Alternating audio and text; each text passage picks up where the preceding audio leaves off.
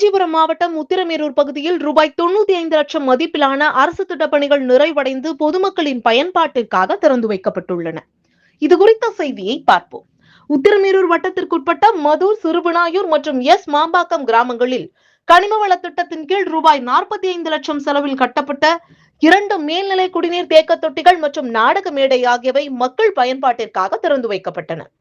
அதேபோல் அகரந்தோழி கிராமத்தில் 2025-26 ஆண்டுக்கான 15வது மருத்துவ நிதிக்குழு திட்டத்தின் கீழ் ரூபாய் 45 லட்சம் மதிப்பீட்டில் கட்டப்பட்ட அரசு துணை சுகாதார நிலைய கட்டடமும் திறந்து வைக்கப்பட்டது.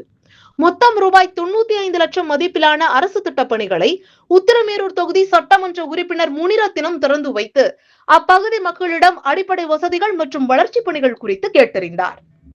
இந்த நிகழ்ச்சியில் ஊரக வளர்ச்சித்துறை திட்ட இயக்குனர் ஆஷிக் அலி, வட்டார வளர்ச்சி அலுவலர்கள் சாந்தி, மாணிக்கவேல், உத்திரமேரூர் ஒன்றிய செயலாளர் உதயகுமார், கிளை செயலாளர் பாலச்சந்திரன் மற்றும் அரசு துறை அதிகாரிகள் பலர் கலந்து கொண்டனர்.